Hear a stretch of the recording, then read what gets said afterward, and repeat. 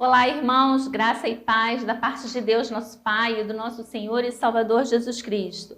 Nós hoje estamos aqui para mais uma aula da carta de Paulo aos Romanos. Hoje estaremos estudando os versículos 8 a 20 do capítulo 3. Eu te convido a estar abrindo a sua Bíblia lá em Romanos, capítulo 3, versículos de 8 a 20.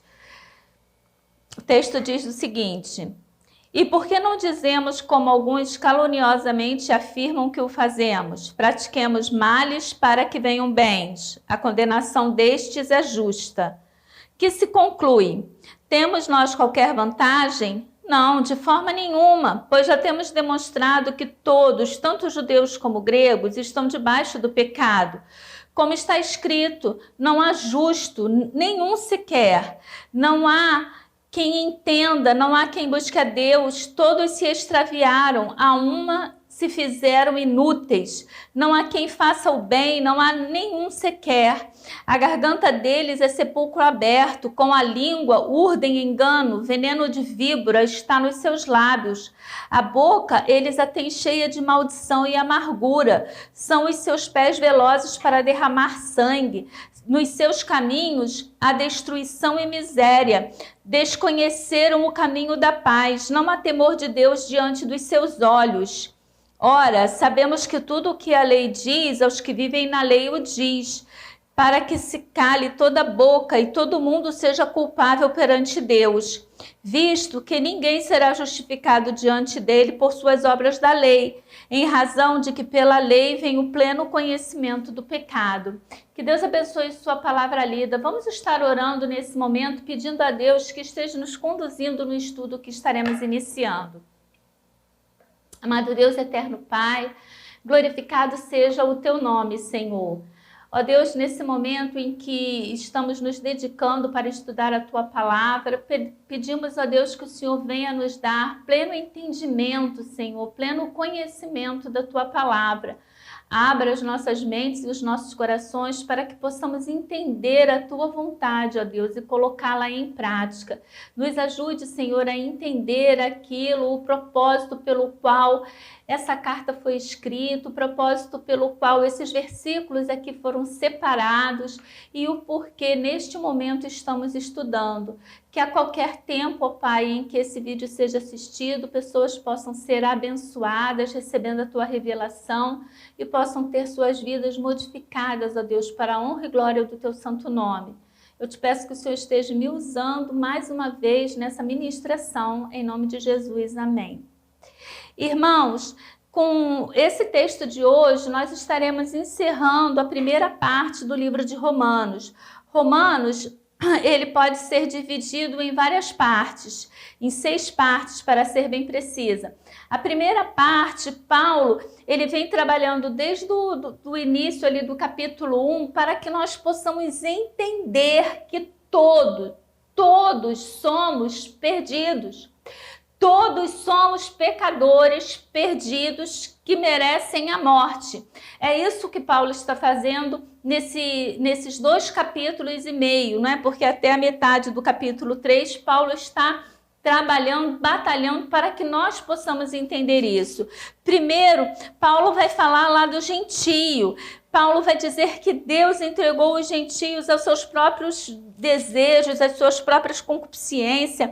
Paulo vai falar que eles são indesculpáveis devido à depravação que eles praticam, que Deus entregou ele a própria concupiscência da carne, né? Ele vai dizer que por causa disso, no versículo 26 do capítulo 1, Deus os entregou, por causa disso os entregou Deus a paixões infames, porque até as mulheres mudaram o modo natural de suas relações íntimas por outro, contrário à natureza. Semelhantemente o homem também, deixando o contato natural da mulher, se inflamaram mutuamente em sua sensualidade, cometendo torpeza, homens com homens, e recebendo em si mesmo a merecida punição de seu erro. Então, a primeira parte, Paulo está dedicando a nos mostrar a corrupção dos gentios. Lembra quem são os gentios? Gentio é aquele que não é judeu. Esse era o gentio. Então, eu e você, nós somos gentios. Paulo está falando aqui para as pessoas que, de um modo geral, não são judeus, para as pessoas que, se formos trazer para a nossa época atual, nós diríamos para as pessoas que estão fora do Evangelho, para as pessoas que ainda não se comprometeram com o Evangelho, não fazem parte de uma igreja evangélica. Então, Paulo estaria falando ali para aquelas pessoas. Não é bem isso, vocês vão ver no decorrer do estudo, mas nesse momento, para ficar assim como um ponto, a gente aceita essa posição. Então, essa primeira parte seria para aqueles que estão fora do arraial, fora da igreja. Depois, Paulo vai falar a respeito daquelas pessoas que são o falso moralista. E aí, como falso moralista, Paulo está dizendo que são os judeus, porque ele vai dizer, vocês têm a lei, mas vocês não praticam a lei. Vocês julgam aqueles que cometem pecado, mas vocês não julgam a si mesmos, ou seja, eles condenavam as pessoas que praticavam os seus pecados, adultério, outro tipo de coisa, mas eles também lá por trás, lá bem no oculto, eles faziam coisas semelhantes ou até mesmo coisas pior. E Paulo diz que eles eram então os falsos moralistas, e isso também pode se aplicar a nós que estamos na igreja, não é? Comparando como se Paulo... O que Paulo fala aos judeus, como se ele estivesse falando àqueles que estão dentro da igreja. Então, nós temos o conhecimento da palavra, nós temos a Bíblia, nós temos as leis, nós temos os mandamentos, nós recebemos o maior de todos os mandamentos, que é amar a Deus sobre todas as coisas e ao próximo como a nós mesmos. Nós entendemos a graça de Deus, ou pelo menos deveríamos entender. Por quê? Se eu entendo a graça de Deus, eu não tenho como ser um falso moralista. Por isso eu digo, deveríamos entender, mas é uma das coisas mais difíceis de se entender, é a graça. E Paulo está falando aqui para essas pessoas que vivem dentro da igreja e olhando para as pessoas que estão fora da igreja e considerando elas uma reles, o resto dos restos, e como se aqui nós fôssemos o santo dos santos. E isso, irmãos, é um problema. Cada vez assim, eu estudando Romanos, se tem uma coisa que Deus tem falado muito ao meu coração, é a minha condição de pecadora. Então eu sempre tenho me colocado na posição do ainda não, entendeu? Só mesmo pela graça, irmãos, porque o que Paulo vai estar falando nessa parte que estamos estudando hoje é que todos estamos no mesmo patamar. Nós saímos do mesmo patamar. Que patamar é esse? De pecador. Então não é porque você está dentro da igreja, não é porque você vem aos cultos de manhã e de noite, não é porque você é dizimista, não é porque você é aluno da escola ou até professor da escola bíblica dominical, não é porque você participa de um pequeno grupo, não é isso que te diferencia das pessoas que estão fora da igreja. Não é isso que te diferencia da pessoa que ainda não aceitou Cristo como único e suficiente Salvador. Porque você é pecador e ela é pecadora. Você só não está no total estado de transgressão, de perversidade dela, pela graça de Deus. Porque se você for deixado à revelia, é o que está aqui no versículo 26 do capítulo 1. O Deus os entregou a paixões infames. Quando estamos fora, irmãos, nós vamos rolando cada vez mais. Mas se você está dentro e se você não entende, você pode cair em outros pecados que não aqueles, mas você pode cair aqui no pecado do falso moralista. Daquela pessoa que consegue ver pecado em todo mundo, mas não consegue enxergar o seu próprio pecado.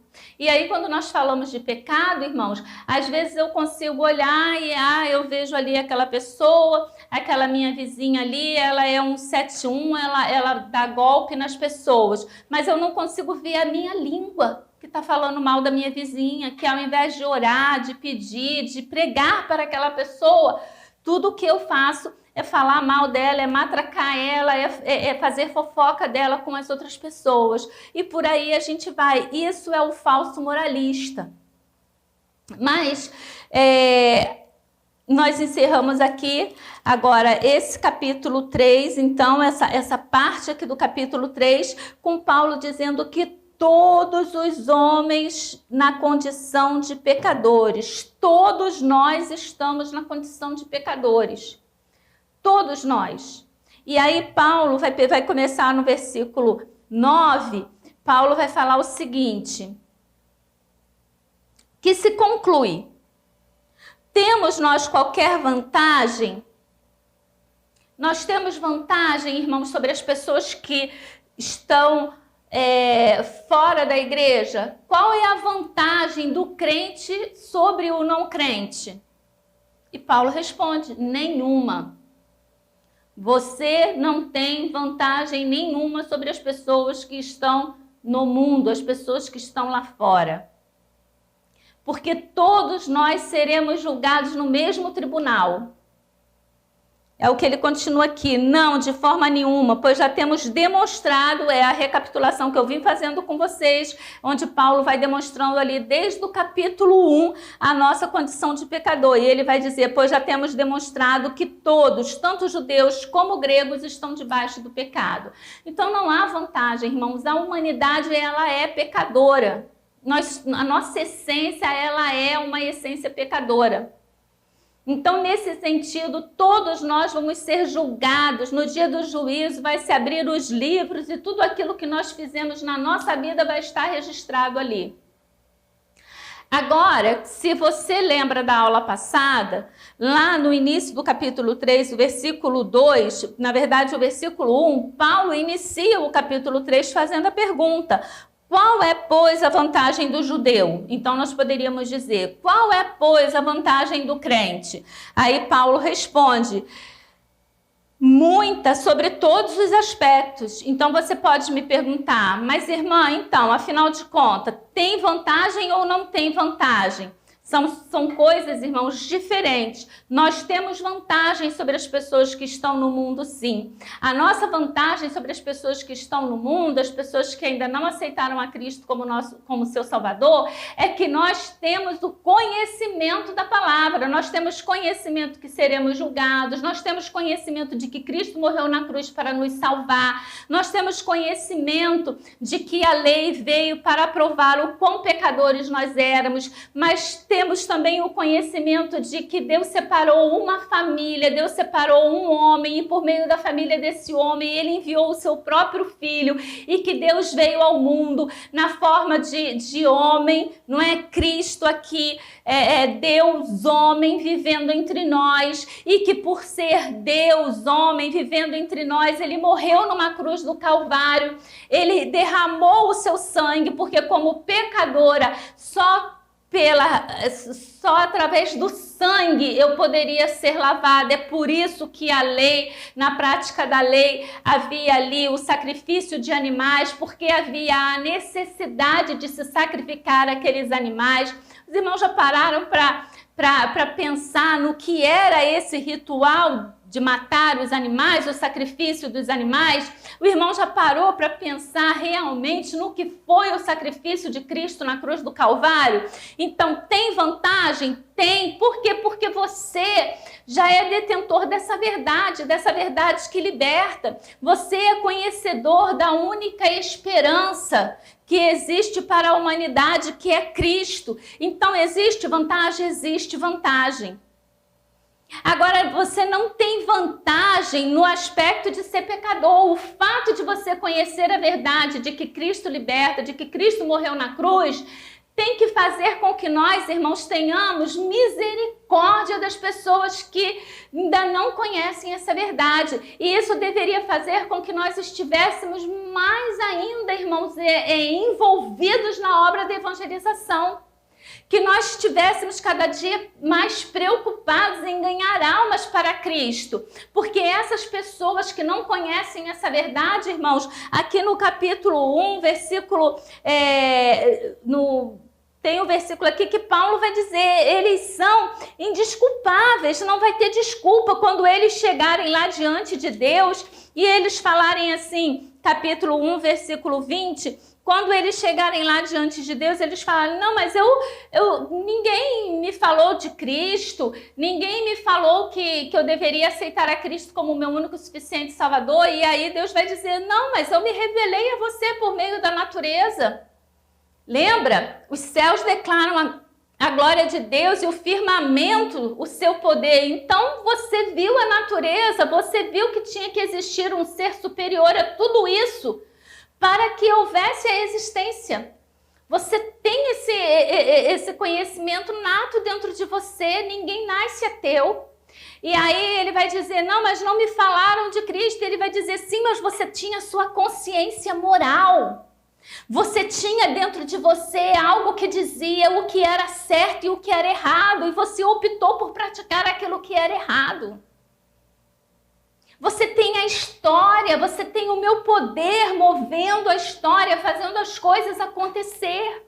E por isso você é indesculpável. Então tem vantagem? É óbvio que tem vantagem.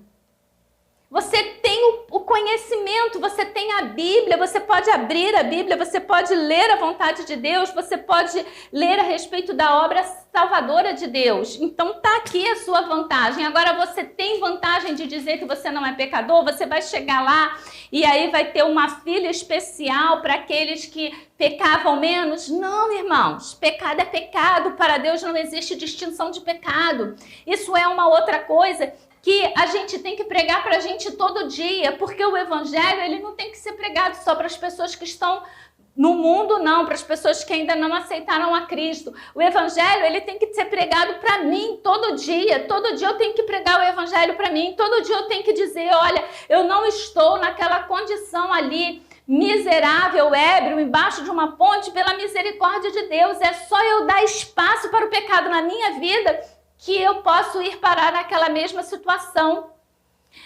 Eu tenho que pregar para mim que eu não sou diferente daquela pessoa, que o mesmo Deus que morreu por mim e que me libertou e que me transformou é o mesmo Deus que quer salvar, libertar e transformar aquela pessoa que está ali embaixo da ponte. Eu tenho que saber que para Deus não existe distinção de pecado.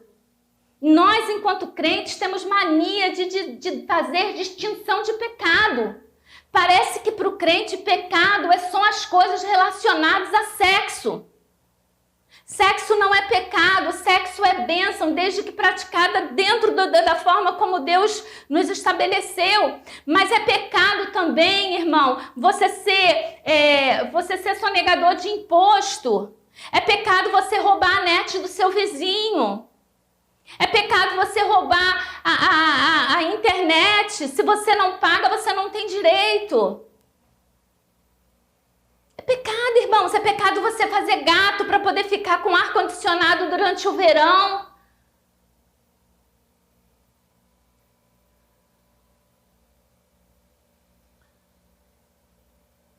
Pecado você piratear filme. Hoje em dia acho que isso já está um pouco fora de moda, né? Porque o que pirateia é a net, né? Ou o GatoNet, ou bota aquele aparelhinho lá que rouba sinal. Irmão, você acha que uma coisa que todo mundo paga 100 e pouco para ter, você vai pagar 10, 20 e vai ter? E vai ser uma coisa legal? Vai procurar ver a origem. A origem você compra coisa roubada. É pecado você comprar coisa pirateada.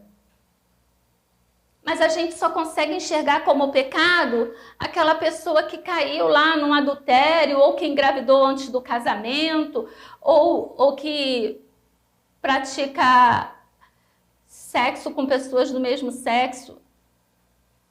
Isso é um problema.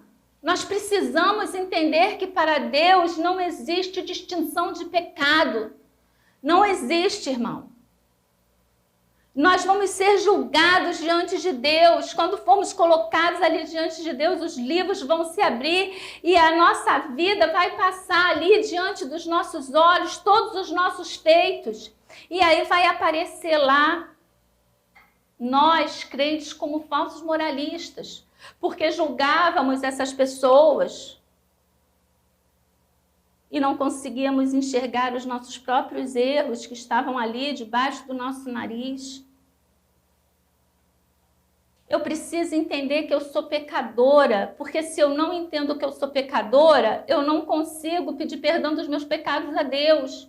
E se eu não peço perdão de pecados a Deus, eu não sou liberta, eu não sou transformada. Os meus pecados não são perdoados. Deus não tem memória para pecado confessado. Se você não se identifica como um pecador, se você não confessa os seus pecados porque você não se identifica como pecador, você não vai ter os seus pecados perdoados por Deus. É simples assim. Eu sou pecador e preciso de perdão. Parece que o único momento em que eu sou pecador e preciso de perdão é o momento em que eu digo, eu aceito a Cristo como meu Salvador. E aí parece que eu não sou mais pecadora. Eu nunca mais cometerei pecado. Ora, irmãos, nenhum de nós pode fazer isso. Porque só pela graça e pela misericórdia do Senhor é que nós não somos entregues às nossas próprias paixões e corrupções. Pela misericórdia divina, que o mundo subsiste. Porque se Deus deixasse 1 milionésimo ali de segundo de operar a sua graça e a sua misericórdia sobre a humanidade, nós nos matávamos. A humanidade ia ser extinta, porque nós mesmos nos mataríamos. Mas vamos adiante. Não é? Paulo ele vai dizer, o que se conclui? Nós temos vantagens sobre os pagãos? Não, nós não temos vantagens. Né? Já foi demonstrado no capítulo 1, 2 e 3 que nós não temos vantagem. Por quê? Porque todos nós pecamos. O que significa estar debaixo do pecado, irmãos? É que a nossa essência, a essência humana, ela é pecadora. Desde o pecado de Adão, nós nascemos pecadores. Nós não somos livres, irmãos. Nós só não somos piores devido à graça e à misericórdia de Deus. Quando nós fazemos o bem, não é meritório, não é por nós mesmos. Quando eu dou uma bolsa para ação social, quando eu ajudo uma pessoa que está em dificuldade, quando eu visito uma pessoa que está enferma, quando eu faço o bem, isso não é mérito meu. É porque Deus está agindo em mim. É o agir de Deus em nossa vida. E isso é que nós devemos buscar mais, não é? Negar o nosso próprio eu e deixar Deus agir em nossa vida, para que nós possamos ser bênção na vida dos outros. Quando eu digo que nós estamos debaixo do pecado, é semelhante a dizer que nós estamos debaixo da ira de Deus. Significa que nós não podemos resolver os nossos pecados por nós mesmos. Você precisa entender isso, que estar debaixo do pecado equivale a estar debaixo da ira de Deus. E o que isso significa, irmã? Significa que eu não tenho meio natural, meio próprio de resolver essa questão. Só Deus. Só Deus, só a morte de Cristo, só o sangue de Cristo derramado na cruz do Calvário é que pode resolver essa questão e realmente ali me livrar da ira de Deus no dia do juízo. É por isso que nós não aceitamos boas obras, irmãos, como sendo meio de salvação. Não tem, porque você não faz por você mesmo, você faz pela misericórdia de Deus. E se você faz e em algum momento você se envaidece do que você está fazendo, já quebrou, já parou. Se você faz qualquer coisa pensando em ser reconhecido por aquilo que você está fazendo, você já recebeu a sua recompensa. E aí Paulo, ele começa a descrever aqui, você pode observar que dos versículos 11 até o versículo 18, Paulo vai fazer citações de versículos do Antigo Testamento, do Velho Testamento. Isso aqui, irmãos, por quê? Porque começa, o versículo 10 como está escrito, não há justo, nenhum sequer. Então, Paulo agora ele vai citar versículos do Antigo Testamento, mostrando que já no Antigo Testamento falava, mostrando que ele não está pregando uma coisa nova, que ele não está inventando. Ele tá mostrando ali que tudo o que ele está falando está escrito e registrado no Antigo Testamento. Foi dito pelos profetas, foi dito ali pelos profetas, na lei, não é? Nos livros históricos, nos salmos. Ele foi cantado a respeito do pecado, foi profetizado pelos profetas, foi escrito ali na lei por Moisés. Está lá no Antigo Testamento, que o judeu acreditava, que, como ele disse na aula passada, né, os oráculos de Deus, a revelação de Deus que tinha sido dada para eles. E Paulo então começa. Essa primeira parte é uma citação, por exemplo, do Salmo 14, versículo de 1 a 3. O que diz o Salmo 14? Diz o insensato no seu coração: não há Deus, corrompem-se e praticam abominação, já não há quem façam o bem. Do céu olha o Senhor para o Filho dos homens, para ver se há quem entenda, se há quem busque a Deus. Todos se extraviaram e juntamente se corromperam. Não há quem faça o bem, não há nenhum sequer. Então, observando aqui o que Davi está dizendo, não há um justo, não existe justo diante de Deus. Por mais santo, por mais limpo que você seja, você não é justo diante de Deus. Todos nós nos corrompemos, está aqui. Todos se extraviaram e juntamente se corromperam. Não há quem faça o bem, não há um sequer. Aí você pode falar: não, irmã, mas o que é isso? Eu faço bem, eu sou uma pessoa boa, eu sou uma pessoa dadivosa, eu sou uma pessoa que não faço mal para ninguém. Meu irmão, desculpa, mas dentro do seu coração existe iniquidade. As nossas justiças, os nossos atos de justiça diante de Deus, Paulo vai dizer lá em Gálatas que são como trapos de imundície. São trapos de imundícia, irmãos.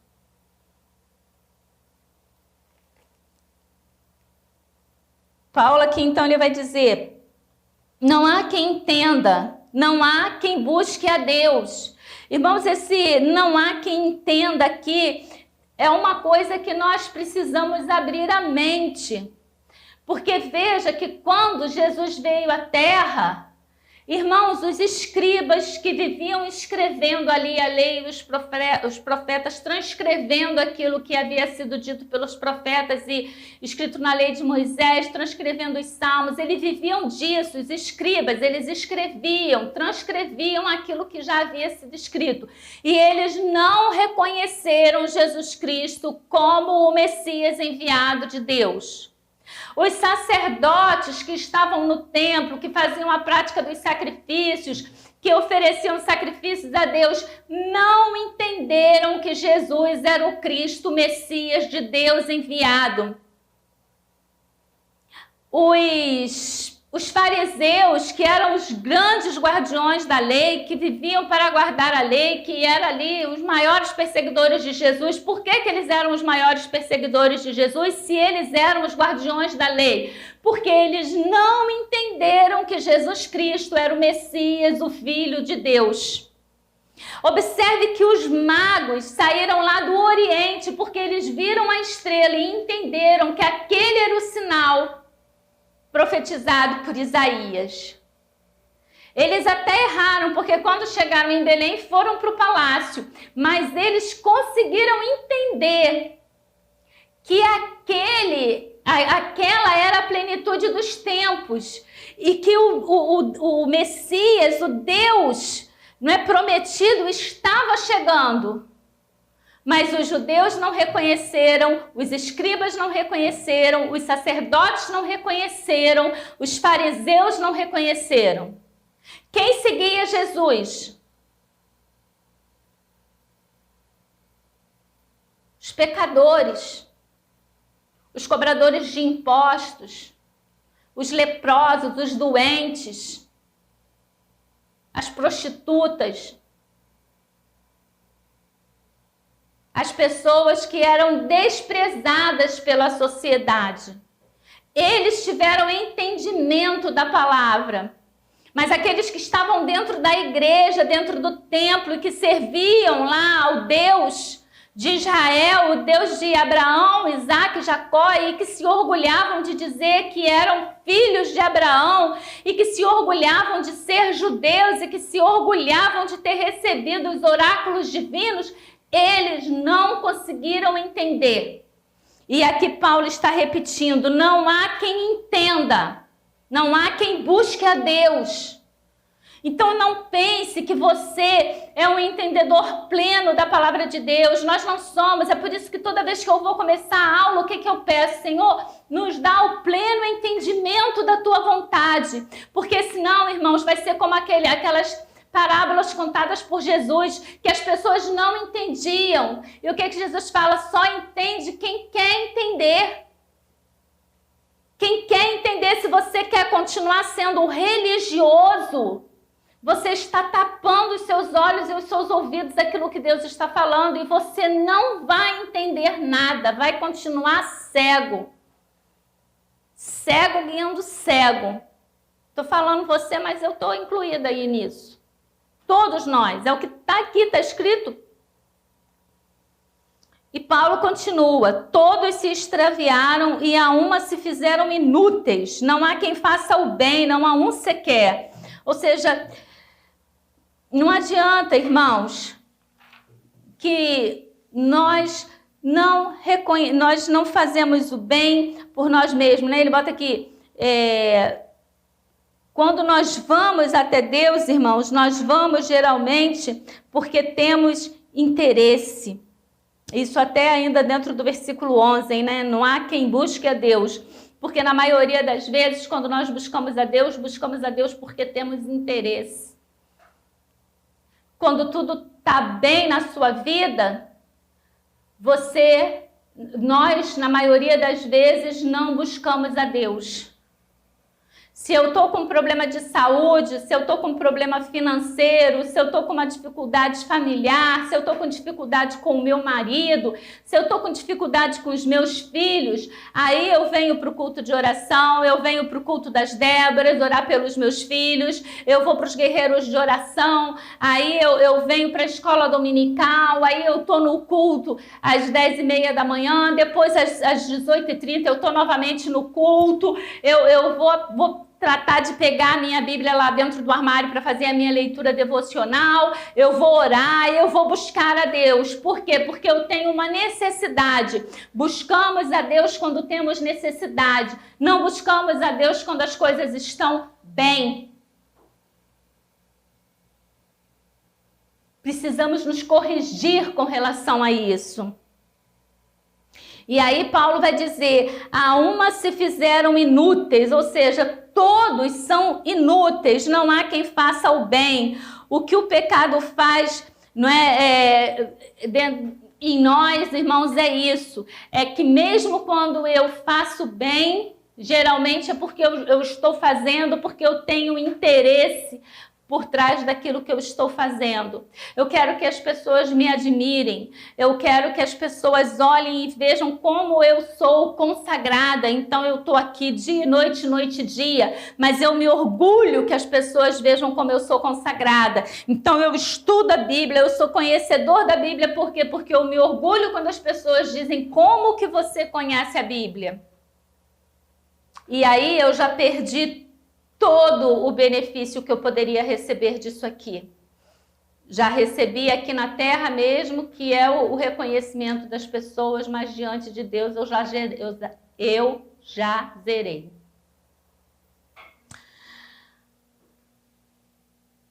Isso tudo, irmãos, a gente vê nos versículos 11 e 12, o que o pecado faz com relação ao nosso relacionamento com Deus. Então, o nosso relacionamento com Deus, nós não entendemos a palavra, nós não buscamos a Deus, nós nos extraviamos, nos tornamos inúteis, não fazemos o bem.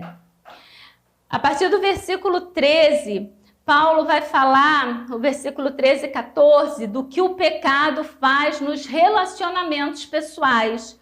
Observe o que Paulo começa dizendo, e esses versículos estão lá no Salmo de número 5, está no Salmo 5, no Salmo 140 e no Salmo 10, esses textos que Paulo está retirando aqui. E ele vai dizer, a sua garganta é como, a garganta deles é sepulcro aberto. Irmãos, o que tem dentro de um sepulcro? Um corpo morto. Um corpo em putrefação, com vermes, esqueletos, carne sendo comida por vermes. É podridão que tem dentro de um sepulcro. É morte que tem dentro do sepulcro. E Paulo aqui ele está dizendo, e o salmista também já falava, que a garganta, a nossa garganta, isso aqui é para nós todos. Ele está dizendo não a um, ele não está falando só para as pessoas que não são crentes, não. Ele está falando para nós aqui, consagrados, professores de ABD, diáconos, pastores, todos nós. Ele está dizendo, olha, a garganta, a nossa garganta é como sepulcro aberto. A nossa garganta, ela fede. A nossa garganta fala mal dos outros.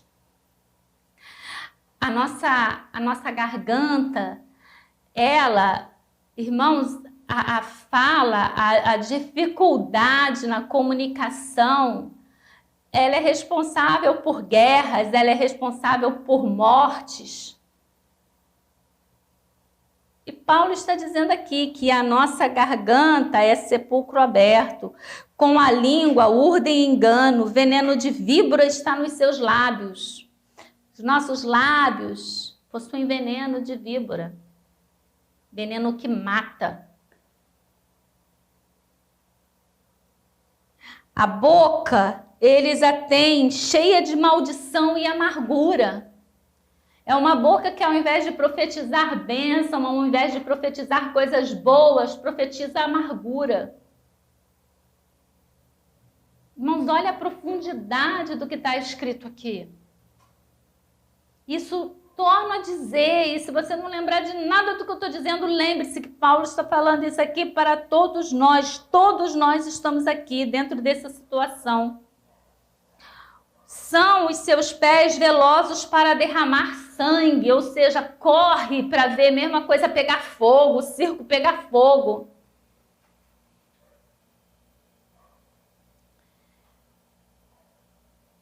Os versículos 15, 16 e 17 também estão ali contemplados em Isaías. O 13 e 14 não é, fala do Salmo 5, 140 e 10. E aqui os versículos 15, 16 e 17 é um texto que Paulo tira aqui, né, da profecia de Isaías, capítulo 59, versículos de 7 a 8, e fala sobre as ações, ou seja, são os seus pés velozes para derramar sangue, não é? Desconheceram o caminho da paz, não há temor de Deus diante de seus olhos, não há temor. Não é? Não há temor também está lá no Salmo 36. Pense, né? Seus pés são velozes para derramar sangue, já falei, para ver o circo pegar fogo, para ver a destruição. Gosto de ver, né, a dificuldade, nos seus caminhos, a destruição e miséria. Que coisa horrível, irmãos, não é? Por onde passa, causa destruição e miséria. E isso está relacionado a todos nós. Então, se você não vigiar, se você que está de pé e ainda não está nessa situação aqui de fazer com que nos seus caminhos haja destruição e miséria, cuidado para que você não caia, cuidado para que de bênção você não venha se tornar essa maldição na vida das pessoas. E o versículo 17, eles falam, desconheceram o caminho da paz. Não busca paz, só busca guerra, só busca confusão. Não há temor de Deus diante dos seus olhos. Não tem temor. O que é não ter temor, irmãos? É não ter medo. Já viu assim, quando você liga a televisão hoje em dia, aí você vê a bandidagem, assim, antigamente tinha um respeito, e aí não atacava a família de policial, não atacava policial porque tinha medo da revanche. Se tinha ali, você morar perto de uma delegacia, você morar perto, não é, de uma instituição dessas, era algo que trazia para você uma sensação de paz, uma sensação de equilíbrio. Hoje em dia, quando a gente está dirigindo um carro e você vê um comboio de carro da polícia passar por você, pelo menos, o que acontece? Eu fico com medo. Por quê? Porque os bandidos não têm mais temor. Então você está dirigindo, você está parado no engarrafamento ao lado de um carro da polícia, é perigoso. Porque pode passar um destemido atirando no carro do policial e você está ali e levar uma bala perdida. Porque não há temor. Não há temor de filho com relação aos pais, não tem respeito. E com relação a Deus, nós estamos no mesmo ponto, irmãos. Não há temor da nossa parte para com Deus. Será que realmente lemos e entendemos a respeito do juízo final? Será que realmente existe dentro de cada um de nós o temor a Deus, o temor de estar diante de Deus no dia do juízo e termos o livro da nossa vida aberto, o livro da vida aberto, e ali sendo esclarecidos, trazendo à tona todos os nossos pecados ocultos? É isso que a Bíblia diz. Você já refletiu sobre isso? Parece que a gente lê, mas não entende essas coisas. Parece que isso não entra assim dentro do nosso entendimento. É exatamente como está escrito aqui. Não há quem entenda, não há quem busque a Deus, porque a gente lê, mas parece que isso tudo é mentira. Porque se a gente realmente acreditasse, irmãos, a gente não ia deixar, por exemplo, o nosso filho sem pregar para ele. A gente ia falar em tempo e fora de tempo.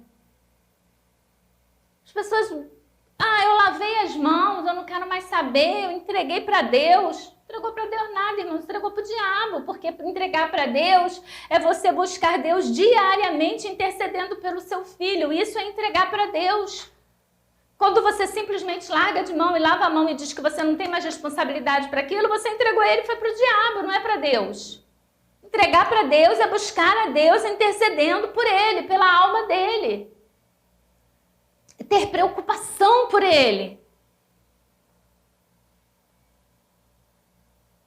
Ora, sabemos que tudo o que a lei diz, aos que vivem na lei o diz, para que se cale toda a boca e todo mundo seja culpável diante de Deus. Não é? O que Paulo está dizendo aqui? Quando ele fala da lei, Paulo está falando dos salmos, dos profetas, dos provérbios. Paulo está falando aqui da lei, irmãos, do Pentateuco, toda a autoridade, né, dos livros históricos. É isso que Paulo está falando aqui. Que agora, sem lei, se manifestou a justiça de Deus. Não, desculpa, estou lendo o versículo errado. Ora, sabemos que tudo o que a lei diz, aos que vivem na lei o diz. Ou seja, nós vivemos, irmãos, não é? Pela lei, nós estamos aqui, estudamos a Bíblia, então o que a palavra de Deus diz está sendo dita para cada um de nós, para que se cale toda a boca e todo mundo seja culpável perante Deus. Sabe o que é? É quando você lê aqui a Bíblia e você vê o povo de Israel ali blasfemando contra Deus no deserto, ao invés de você ficar falando assim, ô povo tinhoso, esse povo de Israel, é você se reconhecer como um deles. É você reconhecer que Deus te dá ali o maná todo dia é reconhecer que Deus está me dando maná todo dia e eu estou reclamando porque não tenho cebola, porque não tenho tempero, porque não tenho carne. Olhar lá para o pecado de Davi, que adulterou, cobiçou, adulterou e foi homicida, e eu reconhecer que eu tenho esse mesmo desejo dentro do meu coração, de usurpar aquilo que o outro tem. Mesmo que eu tenha o dobro, o triplo, o quádruplo do que ele tem, mas eu quero aquilo que ele tem. E por isso eu vou atrás do que ele tem até tirar aquilo ali dele. É você ler lá a passagem de Moisés por não ter circuncidado seus filhos, a omissão de Moisés, a protelação de Moisés em fazer algo que ele sabia que fazia parte da aliança dele com Deus e ele querer levar a sua família para fazer aquilo que Deus estava mandando sem ele ter cumprido ali a sua parte na aliança com Deus. E reconhecer que muitas das vezes nós protelamos também aquilo que temos que fazer da mesma forma que Moisés. É se reconhecer mentiroso, como Abraão apresentando Sara aos egípcios como sendo sua irmã. É olhar e reconhecer. Temos o mau hábito como cristãos de ler a Bíblia como se fossem personagens, como se fosse uma historinha, como se todos fossem santos. Deus colocou todos aqui com os seus problemas, com as suas dificuldades, com os seus pecados e com a graça dele, abençoando, conduzindo e liderando essas pessoas. E nós lemos e não conseguimos enxergar as coisas, não conseguimos ver a transformação que Deus faz na vida daquelas pessoas. Os nossos olhos estão cegos, a nossa mente vazia de entendimento. Visto que ninguém será justificado diante dele por obras da lei, em razão de que pela lei vem o pleno conhecimento do pecado. Então não pense que por você ser crente, você no dia do juízo, você vai ser isento de julgamento. Pelo contrário, a Bíblia diz que nós seremos mais cobrados, porque nós temos a palavra da verdade. Vem aqui, ó, porque pela lei vem o pleno conhecimento do pecado. Diante desse livro que nós estudamos, eu tenho pleno conhecimento dos pecados que eu pratico. Por isso, eu sou indesculpável diante de Deus. Texto duro, não é? Aula pesada, mas eu espero que você não desanime, né? Ainda bem que Romanos não acaba aqui, nesse versículo. Né? E aí ele vai começar agora a falar a respeito da justificação, né? E as aulas vão ficar mais leves, graças a Deus, não é? E eu espero que você esteja conosco no próximo sábado, às 9h30, às 9 horas da manhã, assistindo essa aula. Eu espero que você vá além de me ouvir, que você pegue a Bíblia, que você esteja lendo, que você, né, faça ali as suas anotações, sublinhe, que você de fato esteja meditando nisso tudo aqui, para que o Senhor possa te dar o pleno conhecimento da sua palavra. Amém?